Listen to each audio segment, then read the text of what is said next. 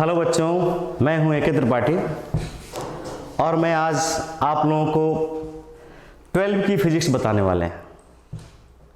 12 की फिजिक्स में सबसे पहले मैं स्टार्ट करूंगा पहला यूनिट का पहला चैप्टर। पहला यूनिट का पहला चैप्टर जो है वो बोला जाता है इलेक्ट्रोस्टैटिक्स, लेकिन सही माने में हम इलेक्ट्रोस्टैटिक्स का नाम लेते हैं तो उसके पहले एक क्वेश्चन और आ जाता है। और वो क्वेश्चन क्या होता है?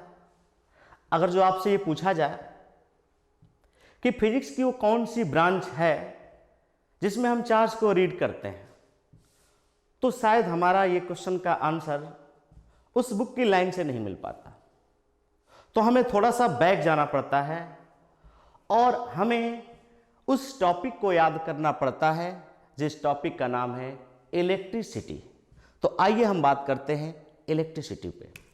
यहां मैं आपको दिखा रहा हूं इलेक्ट्रिसिटी। बच्चों, ये जो मैं लिखा हूं इलेक्ट्रिसिटी, ये इलेक्ट्रोस्टैटिक्स से थोड़ा सा ऊपर है। ये जानना बड़ा जरूरी है क्योंकि बहुत सारे क्वेश्चन पूछे जाते हैं कि फिजिक्स की कौन सी ब्रांच है जिसमें हम चार्ज को रीड करते हैं, तो बहुत सारे बच्चों उसका आंसर दे देते हैं इलेक्ट्रोस्टैटिक्स। ये रॉन्ग होता है। तो अब आपको जानना है कि इसका आंसर क्या होता है। तो यहां मैं आपको दिखा देता हूं द स्टडी ऑफ चार्ज। क्या मैं लिखा हूं? The study of charge.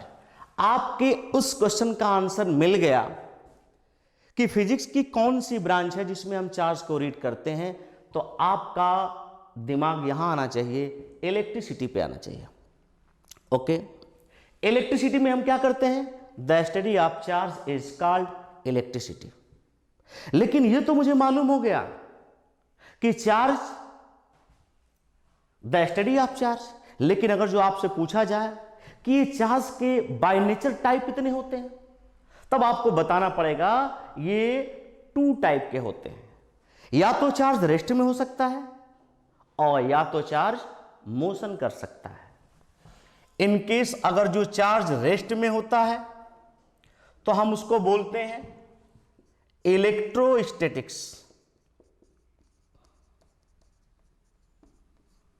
क्या बोलते हैं बच्चों? इलेक्ट्रोस्टैटिक्स। ये कब बोलते हैं? जब चार्ज हमारा रेस्ट में होता है। लेकिन ये भी तो हो सकता है कि चार्ज मोशन कर जाए। तो जब चार्ज मोशन कर जाएगा तो उसका नाम होता है इलेक्ट्रोडायनेमिक्स कहो, या उसको आप करंट इलेक्ट्रिसिटी के नाम से भी जान सकते हो। या तो आप देखो, यहां इलेक्ट्रिसिटी कितने पार्ट्स में डिवाइड किया गया? 2 पार्ट्स में। पहला ये, दूसरा ये। पहले का नाम क्या है? इलेक्ट्रोस्टैटिक्स। दूसरे का नाम क्या है? Current electricity. अब देखा जाए कि जो करंट इलेक्ट्रिसिटी होता है उसमें हम क्या करते हैं, तो मैंने आपको बताया कि इलेक्ट्रोस्टैटिक्स में हम कहते हैं the study of rest charge. इसमें रेस्ट चार्ज को डिफाइन करते हैं और इसमें कहते हैं the study of moving charge. आइए देखते हैं, इसमें मूविंग चार्ज होता है, इसमें रेस्ट चार्ज होता है। बच्चों एक बार और इस चीज को देखें, इलेक्ट्रिसिटी क्या होती है? तो मैंने आपसे बताया कि द स्टडी ऑफ चार्ज, इसमें ओनली चार्ज। लेकिन चार्ज का जो नेचर होता है वो रेस्ट में भी हो सकता है, मोशन में भी हो सकता है। अगर जो रेस्ट में होता है तो उसका नाम क्या होता है बच्चों? इलेक्ट्रोस्टैटिक्स। और वही चार्ज अगर जो मोशन में आ गया तो आप क्या कहते हो? करंट इलेक्ट्रिसिटी कह दो या इलेक्ट्रोडायनेमिक्स कह दो।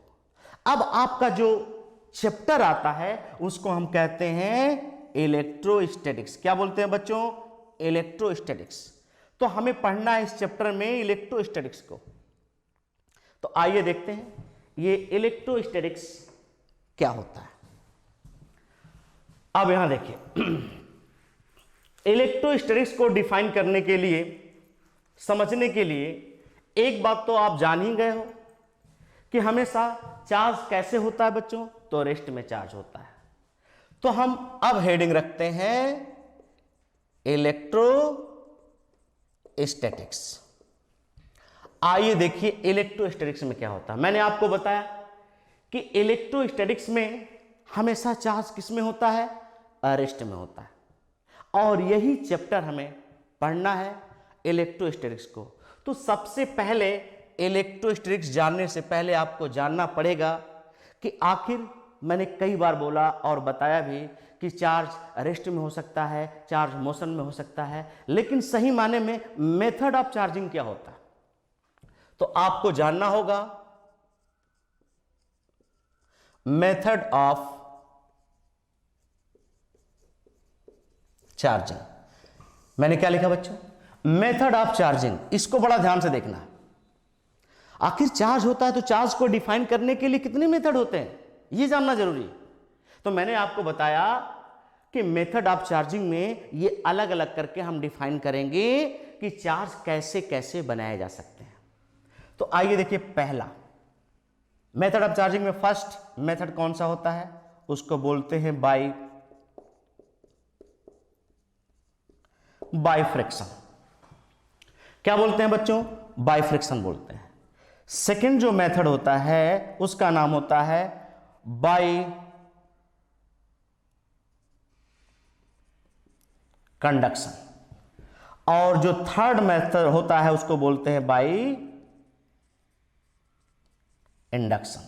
तो चलिए हम आपको 3 टाइप के मेथड बताए। पहला बाइफ्रैक्शन, ये है।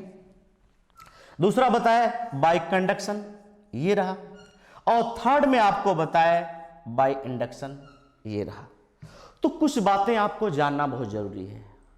हो सकता है आपको भूल गया हो कि बाई कंडक्शन, बाई इंडक्शन और बाई फ्रिक्शन की डेफिनेशन क्या होती है।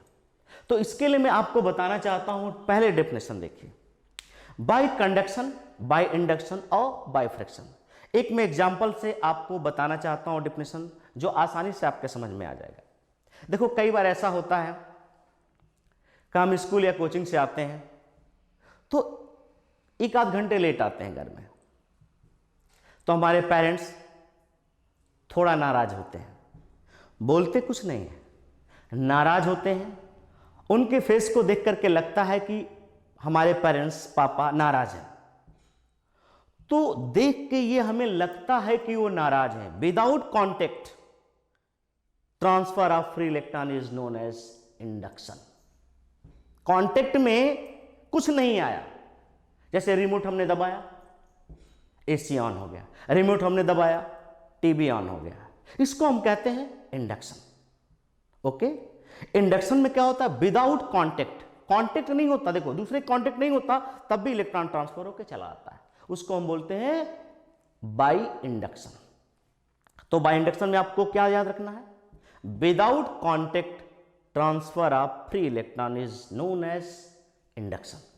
ठीक है, अब दूसरी बात बताता हूं, कंडक्शन की बात। ऐसा हुआ कि हम नेक्स्ट डे में 2 घंटा और ज्यादा लेट से घर आए, तब हमारे पेरेंट्स क्या कहते हैं, इतना लेट क्यों आए, क्या कर रहे थे। हमारे पास चले आते हैं और हमसे बहुत सारे क्वेश्चन करते हैं कि आखिर तुम्हें इतना लेट क्यों हुआ, और उसका हम जवाब नहीं दे पाते। अब तो बातें कांटेक्ट में आ गई, एक दूसरे की बातें एक दूसरे के सामने है, बहुत सारे लॉजिक हम भी देते हैं, इस तरीके से हम लेट हो गए, इस रीजन से लेट हो गए, तो बातें सामने आ गई।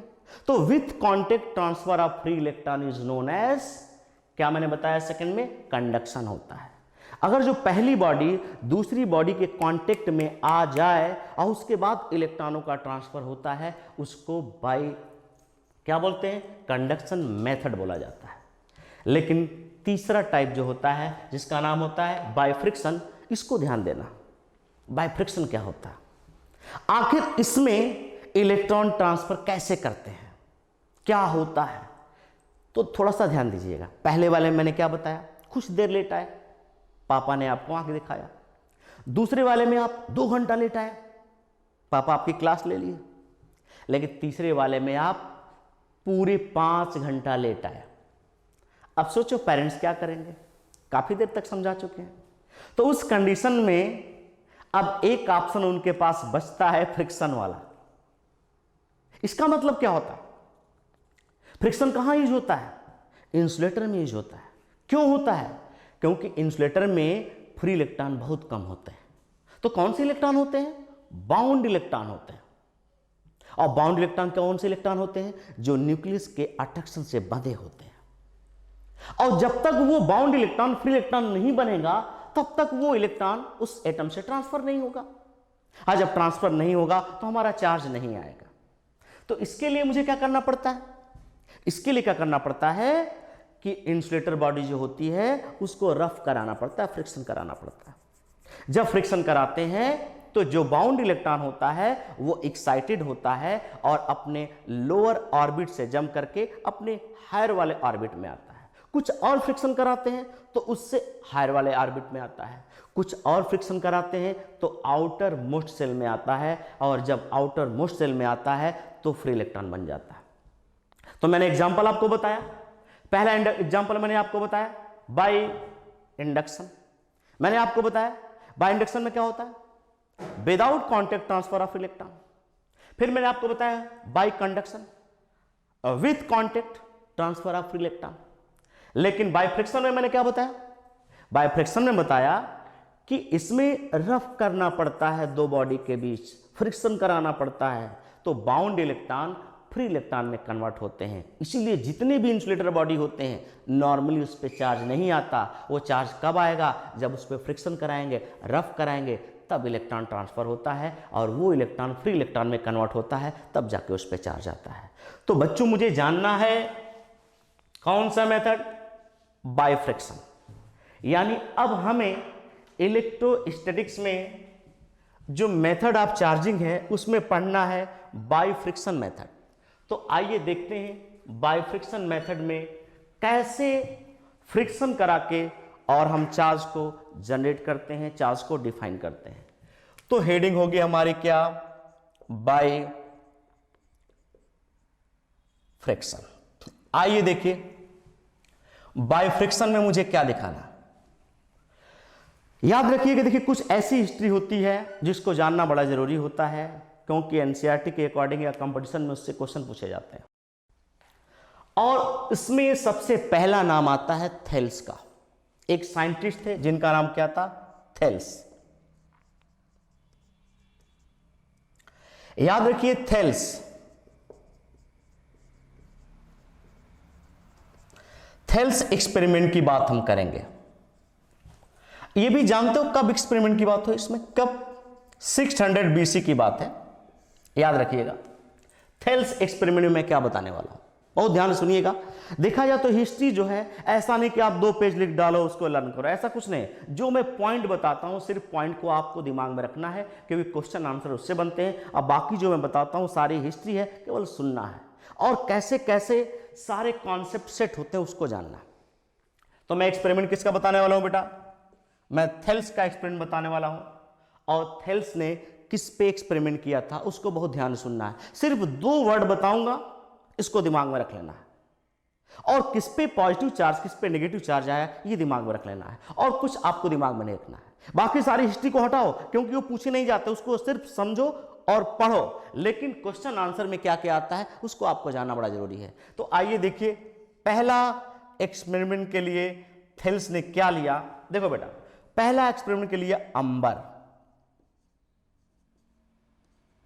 अंबर की रॉड ले लिए। यहां देखो अंबर क्या है? एक इंसुलेटर है जिसको हम क्या लकड़ी कह सकते हैं, ये भी इंसुलेटर है।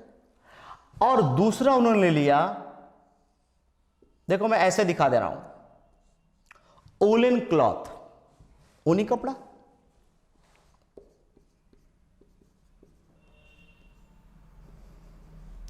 Woollen cloth. अब देखो दोनों के बीच क्या करा रहे हैं, यही मेथड।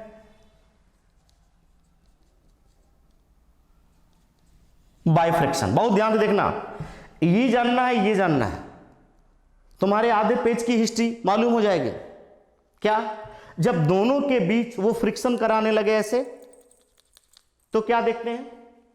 बहुत ध्यान से देखना, वूलन क्लॉथ से इलेक्ट्रॉन निकल करके और कहां आ गया, अंबर पे आ गया, और अंबर बाय नेचर कैसा हो गया, नेगेटिव हो गया, और वूलन क्लॉथ क्या होगा बेटा, पॉजिटिव हो गया। क्या इतनी बातें याद रहेंगी आपको? सिर्फ ये दो वर्ड आपको याद रखना है थेल्स के एक्सपेरिमेंट में। पहला पॉइंट क्या होगा, अंबर की रॉड, और दूसरा क्या हुआ, वूलन क्लॉथ, ऊनी कपड़ा जिसे कहते हैं। दोनों की विधि को क्या करा रहा हूं, फ्रिक्शन कराया जा रहा है। फ्रिक्शन कराने से क्या हुआ, आपने देखा कि वूलन क्लॉथ से इलेक्ट्रॉन निकल के अंबर में आ गया, और अंबर क्या हो गया, नेगेटिव, वूलन क्लॉथ क्या हो गया, पॉजिटिव। क्या ये बातें याद रहेगी? कौन पॉजिटिव हुआ, कौन नेगेटिव हुआ, ये आपको जानना बड़ा जरूरी है। तो आपने देखा कि पॉजिटिव में कौन रहा, पॉजिटिव में वूलन क्लॉथ, नेगेटिव में कौन रहा, अंबर। हमने क्या किया, फ्रिक्शन कराया। फ्रिक्शन क्यों कराया, मैंने आपको पहले बताया, इंसुलेटर बॉडी है, और इंसुलेटर बॉडी में बाउंड इलेक्ट्रॉन होता है, फ्री इलेक्ट्रॉन नहीं होता। इसलिए हम जब फ्रिक्शन कराते हैं तो एक्साइटेड होकर के आउटर मोस्ट सेल में आता है और फ्री इलेक्ट्रॉन में कन्वर्ट होता है, तब जाके इलेक्ट्रॉन ट्रांसफर होकर चार्ज बनाता है। तो पहला मेथड मैंने आपको बता दिया। लेकिन बेटा एक क्वेश्चन और पूछा गया इसी में, उसको आपको जानना बड़ा जरूरी है। क्या पूछा गया, आखिर ग्रीक नेम ऑफ अंबर क्या है? ध्यान से मेरी बात सुनना। तो आपको बताना है इलेक्ट्रॉन। एक बार और सुन लीजिए, क्या बताना है, इलेक्ट्रॉन। क्या बोलना है, electron. Greek name of amber is electron. अब आपके दिमाग में आता होगा कि ये इलेक्ट्रॉन क्या है, तो याद रखना, इसी इलेक्ट्रॉन से इलेक्ट्रॉन बना, इलेक्ट्रिक चार्ज बना, और इलेक्ट्रिक फोर्स बना, इलेक्ट्रिक फील्ड बना, और बहुत सारी इसकी प्रॉपर्टी यहां से स्टार्ट हो जाती है। और इस चैप्टर में, इस चैप्टर किस बेस है, तो चार्ज बेस है। तो इलेक्ट्रॉन से इलेक्ट्रिक चार्ज आपके दिमाग में रखना है। वो कहां से बना, अंबर। अंबर मतलब वो अंबर मत समझ जाना, यहां अंबर क्या है, एक इंसुलेटर है, और वो इंसुलेटर को हम क्या बोलते हैं, ग्रीक नेम ऑफ अंबर को क्या बोलते हैं, इलेक्ट्रॉन। चलिए अगला एक्सपेरिमेंट आए थे, बेचारे थेल्स ने बहुत सारा एक्सपेरिमेंट किया, लेकिन इनके एक्सपेरिमेंट को जानने वाला कोई नहीं था। कई जगह बताया कि मैंने चार्ज जनरेट कर दिया, लोगों ने कहा ठीक है, बहुत अच्छा काम किया, चले गए, कोई इनके बातों का लोड ही नहीं लिया। लेकिन 1600 में एक और साइंटिस्ट आया जिनका नाम था गिलवर्ट्स।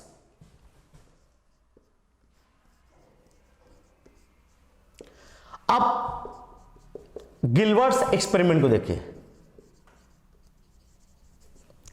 ये क्या किए, ये थेल्स की बातों को आगे बढ़ाए, और इनके समझ में आ गया कि थेल्स ने जो एक्सपेरिमेंट किया था एकदम करेक्ट एक्सपेरिमेंट किया था, और उसी को आगे बढ़ाते हुए ये क्या किए, यहां देखिए, एक और इंसुलेटर लिए। ये क्या लिए, ग्लास रॉड, ये तो आप जानते ही हो, और दूसरा इन्होंने ले लिया यहां सिल्क। अब देखो, सिल्क जानते ही हो, ग्लास रॉड जानते हो, दोनों इंसुलेटर है। और ये फिर अपने मेथड वही यूज किए। कौन सा मेथड भाई, मैंने क्या बताया था, बाय फ्रिक्शन। बाय फ्रिक्शन लिखा। जब दोनों में फ्रिक्शन कराते हैं, किसमें किसमें, देखो किसमें कराते हैं, ग्लास रॉड में और सिल्क में फ्रिक्शन कराते हैं, तो क्या देखे कि ग्लास रॉड से इलेक्ट्रॉन ट्रांसफर होकर के और कहां आ गया, सिल्क में आ गया। इससे ग्लास रॉड क्या हो गया, पॉजिटिव हो गया, और सिल्क क्या हो गया बेटा, नेगेटिव हो गया। अब ये भी आप चाहो तो इनका पहला एक्सपेरिमेंट आप दो वर्ड में समझ सकते हो। क्या रहा भाई, ग्लास रॉड और सिल्क के बीच रहा, इसमें कौन पॉजिटिव रहा, ग्लास रॉड पॉजिटिव रहा और सिल्क नेगेटिव रहा। आपको समझ में आया गिलवर्ट्स का एक्सपेरिमेंट। पहला क्या रहा, ग्लास रॉड और सिल्क के बीच में कौन पॉजिटिव रहा याद रखना है, कौन नेगेटिव रहा याद रखना। चलो मैं यही दूसरा एक्सपेरिमेंट का बताता हूं। दूसरे एक्सपेरिमेंट में आर्गनस की रॉड ले लिए, ये भी क्या है, इंसुलेटर है। और देखा जाए तो मैं थोड़ा सा इस तरह करके आपको दिखा देता हूं। आपने देखा होगा जो कैट स्किन होता है वो भी सिल्की होता है। तो इनका दूसरा एक्सपेरिमेंट किस पे आ गया भाई? कैट स्किन पे आ गया। इन दोनों के बीच क्या करा रहे हैं, फिर समझ जाइए, बाई फ्रिक्शन। यहां लिख चुका हूं, बहुत ध्यान से देखिएगा। इनका पहला एक्सपेरिमेंट बताए थे ग्लास रॉड और सिल्क के बीच। दूसरा गिलबर्ट्स का एक्सपेरिमेंट किस पे रहा? ऑब्नस की रॉड ले लिए और कैट स्किन ले लिए, दोनों में फ्रिक्शन कराए जा रहे हैं, फ्रिक्शन कराए जा रहे हैं, क्योंकि मैंने आपको बताया था कि इंसुलेटर बॉडी होगा, उसमें बाउंड इलेक्ट्रॉन होता है, हमें पहले फ्री इलेक्ट्रॉन बनाना होगा। जब फ्रिक्शन कराते हैं तो क्या देख रहे हैं कि कैट स्किन से कुछ इलेक्ट्रॉन निकल करके आ गए सिल्क पे, किस पे आ गए? कैट स्किन से इलेक्ट्रॉन निकल के ऑब्नस की रॉड पे आ गए, और ये क्या हो गया? नेगेटिव हो गया, और कैट स्किन पॉजिटिव हो गया। तो बेटा आपको ये दो एक्सपेरिमेंट दिखाई दिए, पहला ग्लास रॉड सिल्क, दूसरा ऑब्नस और कैट स्किन, दोनों में फ्रिक्शन कराने पर ये याद रखना है कौन पॉजिटिव कौन नेगेटिव रहा। इनका एक छोटा सा एक्सपेरिमेंट और रहा, मैं आपको उसको बता देता हूं कि ये एक्सपेरिमेंट में क्या बताए थे। थर्ड एक्सपेरिमेंट, आइए देखिए। थर्ड एक्सपेरिमेंट में ये ले लिए एक इंसुलेटर बॉडी जिसका नाम था एबोनाइट की रॉड ले लिए, और दूसरा इन्होंने एक और इंसुलेटर लिया, बहुत ध्यान से सुनना, इसका क्या नाम है? फर, है ना? क्या नाम है इसका? फर। दोनों के बीच क्या करा रहे हैं? फिर वही मेथड, बाइफ्रैक्शन। तो क्या देख रहे हैं कि फर से इलेक्ट्रॉन निकल करके कहां आ जा रहा है? एबोनाइट में, जिससे फर क्या हो गया? पॉजिटिव हो गया, और एबोनाइट की रॉड नेगेटिव हो गया। तो बच्चों मैंने तुमको कितने एक्सपेरिमेंट बताए गिलबर्ट्स के? 3 बताए। कौन कौन? ग्लास रॉड के बीच और किसके बीच? सिल्क के बीच, जिसमें ग्लास रॉड क्या रहा था? क्या बना? पॉजिटिव बना। दूसरा एक्सपेरिमेंट आपको बताया ऑब्नस की रॉड और किसके बीच? कैट स्किन के बीच, जिसमें ऑब्नस की रॉड नेगेटिव रहा। और तीसरा एक्सपेरिमेंट आपको बताया एबोनाइट की रॉड और फर के बीच, जिसमें एबोनाइट की रॉड क्या रहा? नेगेटिव रहा। इस तरीके से गिलबर्ट्स के एक्सपेरिमेंट बताए गए। अगला पॉइंट आपको जानना है, इसी एक्सपेरिमेंट में थोड़ा सा एक और साइंटिस्ट थे जिनका नाम है फ्रैंकलिन। फ्रैंकलिन ने क्या बताया? जो फंडामेंटल चार्ज होता है, फंडामेंटल बेसिक चार्ज होता है, उसको डिफाइन किए थे। कौन? याद रखिए, फ्रैंकलिन साइंटिस्ट ने। कैसे? बड़े चालाक थे, अपना एक्सपेरिमेंट बड़े आसानी से कर लिया। यहां देखो,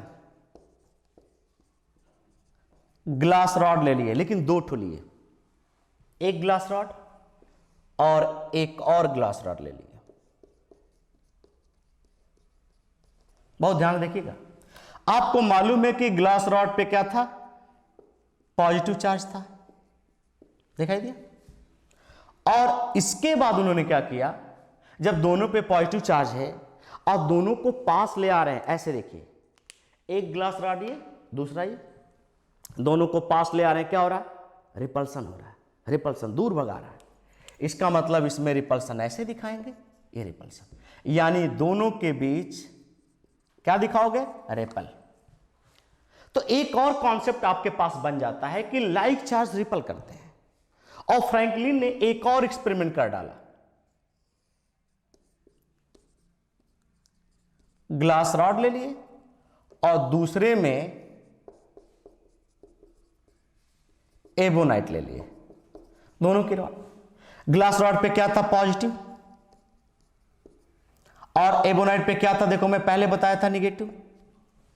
अब जब दोनों पास में आएंगे तो क्या होगा? एक पॉजिटिव दूसरा नेगेटिव पास में आता है, क्या होता है? अट्रैक्शन होता है। क्या होता है? अट्रैक्शन होता है। तो जब अट्रैक्शन होगा यहां, तो आपको दिखाना होगा कि फोर्स कैसे लगेगा, ऐसे लगेगा, और आप दिखा देंगे अट्रैक्ट। तो एक कॉन्सेप्ट बन गया। एक कॉन्सेप्ट में क्या बनाया फ्रैंकलिन कि like charge ripple and unlike charge attract. Like charge क्या होगा? रिपल होगा, और अनलाइक चार्ज क्या होगा?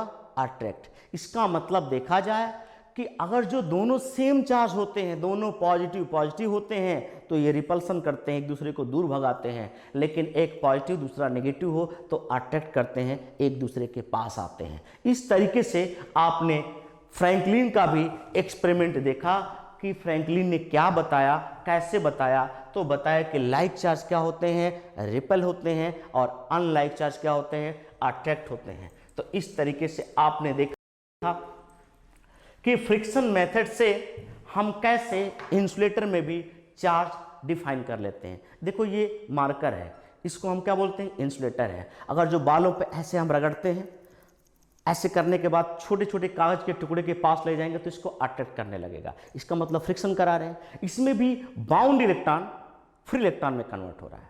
लेकिन अगला पॉइंट जो मैं आपको बताने वाला हूं इसी से रिलेटेड है, वो क्या है, बहुत ध्यान से सुनिएगा।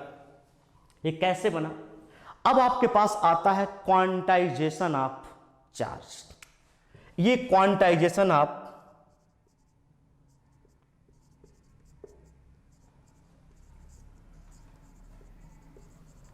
चार्ज, ये क्या होता है, इसको आप ध्यान से सुनिएगा। ये क्वांटाइजेशन ऑफ चार्ज क्या होता है, इसमें हम क्या करते हैं। हाँ, इसको एक और साइंटिस्ट ने डिफाइन किया था, जिनका नाम था मिल्कॉन, अपने ऑयल ड्रॉप एक्सपेरिमेंट में। क्या डिफाइन किया था, Q इक्वल टू N। बहुत ध्यान से जानना है ये N क्या है। तो याद रखिएगा, ये इंटीग्रल नंबर होता है, और ये इंटीग्रल क्या होता है, मल्टीप्लिकेशन दिखाया जाता है। ये इंटीग्रल नंबर होता है, और इसको हम कह सकते हैं नंबर ऑफ इलेक्ट्रॉन, इसी को कह सकते हैं नंबर ऑफ प्रोटॉन, और इसी को कह सकते हैं एटॉमिक नंबर। एक बार और देखिए, N क्या है। तो मैंने आपको बताया कि ये basic integral number of electron. याद रखिएगा मैंने क्या बोला, basic integral number of electron. ये उन इलेक्ट्रॉनों के नंबर होते हैं बेटा जो किसी एटम से ट्रांसफर होते हैं या उस एटम पे आते हैं। इसलिए बाय नेचर में ये अगर जो किसी एटम से ट्रांसफर होकर निकलते हैं तो अपना नेचर पॉजिटिव बनाते हैं, और उस एटम पे आते हैं तो अपना नेचर नेगेटिव बताते हैं। इसलिए इस N को आप नंबर ऑफ इलेक्ट्रॉन भी कह सकते हो, नंबर ऑफ प्रोटॉन भी कह सकते हो, एटॉमिक नंबर से भी काम चला सकते हो। और यहाँ जो मैंने E लिखा है, आपको मालूम है ये इलेक्ट्रॉन के चार्ज की वैल्यू होती है 1.6 इंटू 10⁻⁹ कूलम इसकी वैल्यू होती है। तो इस तरीके से मैंने आपको बताया। कई बार ऐसा होता है कि आपसे ये पूछ दे क्वेश्चन, पहले इसको समझ लें एक बार और, कि क्वांटाइजेशन ऑफ चार्ज में आपको क्या मिला। मैंने इस N को डिफाइन करने की कोशिश किया। ये N क्या होता है, इंटीग्रल नंबर ऑफ इलेक्ट्रॉन, और वो नंबर जो किसी एटम से ट्रांसफर होकर निकलता है या उस एटम पे आता है, और ये इलेक्ट्रॉन के चार्ज की वैल्यू जो मैंने यहां लिख दिया है। या इस N को आप कह सकते हैं नंबर ऑफ इलेक्ट्रॉन भी बोल सकते हैं, नंबर ऑफ प्रोटॉन भी बोल सकते हैं, एटॉमिक नंबर भी बोल सकते हैं। अगर जो आपके सामने एक क्वेश्चन आ जाए, इसको क्वेश्चन से समझते हैं कि आइए देखिए, आपके सामने क्वेश्चन आ गया कि हीलियम पे चार्ज कितना होता है। तो याद रखिए, हीलियम पे चार्ज अगर जो आपसे पूछ दिया जाए तो बड़ा आसान कॉन्सेप्ट है। मैंने आपको बताया कि आप Q इक्वल टू N वाला फार्मूला अप्लाई करिए। मैंने कहा ये N एटॉमिक नंबर भी हो सकता है। तो क्या हीलियम में आपको एटॉमिक नंबर दिखाई दिया? दिखाई दिया ना? क्या दिखाई दिया? 2 दिखाई दिया। इसका मतलब Q equal to 2 into 1.6 into 10⁻⁹ coulomb लिखते हैं तो Q की वैल्यू आ जाता है 3.2 इंटू 10⁻19। ये हीलियम पे चार्ज होता है। कई बार हम बच्चों से पूछते हैं कि बेटा ये बताओ कि सोडियम पे चार्ज कितना होता है, तो बच्चा कंफ्यूज होता है। कैसे होता है इसको बहुत ध्यान देखिएगा। कहता है कि सर चार्ज तो 1 होता है। सर ने बताया कि +1 चार्ज होता है। लेकिन बहुत ध्यान से आपको जानना है इसको, ये चार्ज की वैरायटी भी 3 टाइप की होती है बेटा। पहला क्या होता है, क्या ट्रांसफर ऑफ चार्ज आपसे पूछा गया या आपसे टोटल चार्ज पूछा गया या रिमेनिंग चार्ज पूछा गया। इस चार्ज में भी 3 वैरायटियां होती है, बहुत ध्यान सुनिएगा। आप +1 नहीं बता सकते। क्यों नहीं बता सकते? मैंने आपसे अभी फार्मूला लिख के बताया कि Q = Ne और Q = Ne में n क्या हो, नंबर ऑफ इलेक्ट्रॉन है। तो क्या सोडियम में एक ही इलेक्ट्रॉन है? आप बताओ, क्या सोडियम में एक इलेक्ट्रॉन है? तो आपने कैसे बता दिया कि सोडियम में +1 चार्ज है? जब मैं आपसे कहूं कि ट्रांसफर ऑफ चार्ज कितना है, तब कहोगे हाँ सर, सोडियम से एक इलेक्ट्रॉन ट्रांसफर होता है इसलिए +1 होता है, वो ट्रांसफर ऑफ चार्ज होता है। लेकिन जब मैं आपसे पूछूं कि चार्ज कितना होता है, तो आपका आंसर होगा ये 11 क्या होता है, एटॉमिक नंबर। मैंने कहा एटॉमिक नंबर से भी निकाल सकते हो, नंबर ऑफ इलेक्ट्रॉन से निकाल सकते हो, नंबर ऑफ प्रोटॉन से निकाल सकते हो। लेकिन जब तक आयंस नहीं है तब तक तो तीनों ठीक हैं। लेकिन अगर जो आयंस आ गए हैं तो आप प्रोटॉन से नहीं निकाल सकते। तो यहां देखो एटॉमिक नंबर क्या है, इससे निकाल सकते हो 11E। आप ऐसे भी लिख सकते हो, क्या मैंने लिखा 11E। इस पे चार्ज कितना, 11N की वैल्यू आ गया, नंबर हो गया।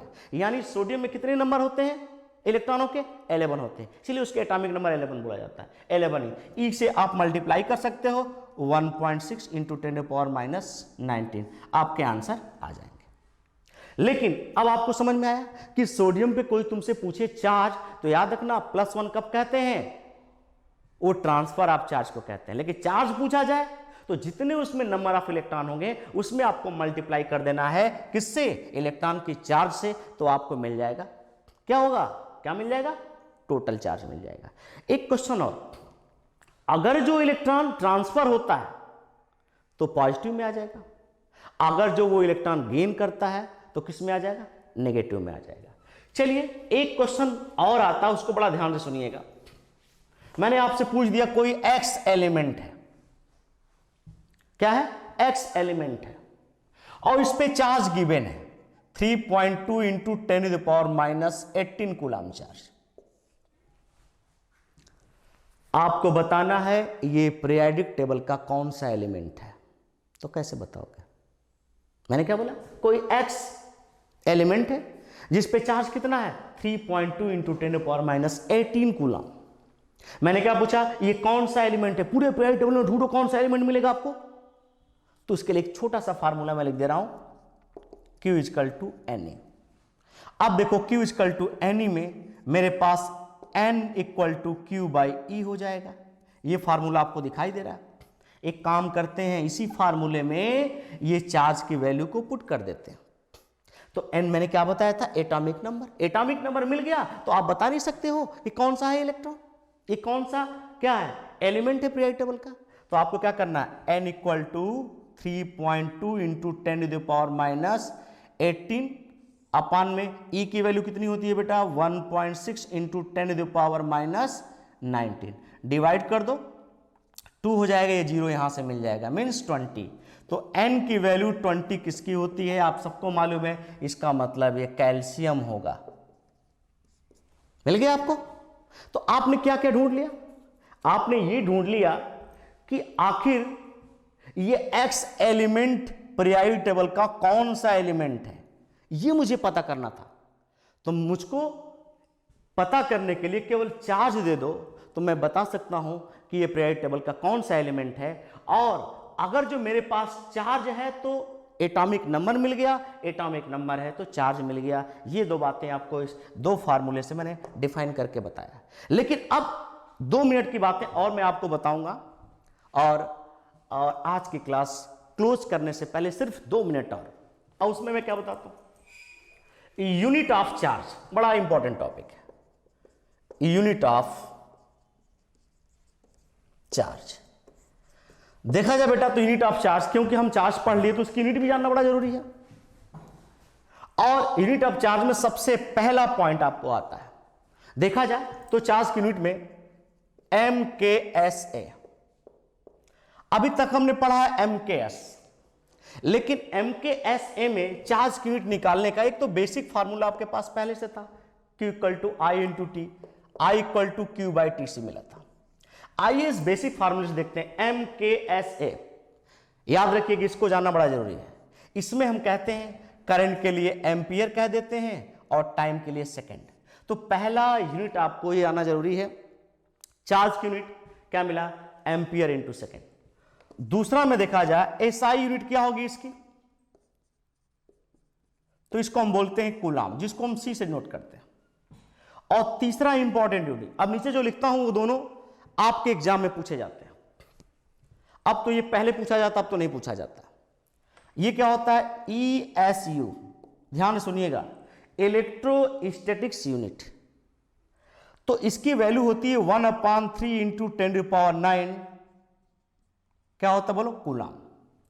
और फोर्थ में आता है EMU, इसको बोलते हैं इलेक्ट्रोमैग्नेटिक यूनिट, इसको कहते हैं 10 कूलाम। तो एक बार और थोड़ा देख लीजिए, आपको ज्यादा यूज करना होता है किसको, चार्ज की यूनिट में कूलाम को, लेकिन पूछा जाता है ये दोनों, एग्जाम में पूछा गया। और कैसे पूछा गया था, ESU, इसका मतलब होता है इलेक्ट्रोस्टैटिक्स यूनिट।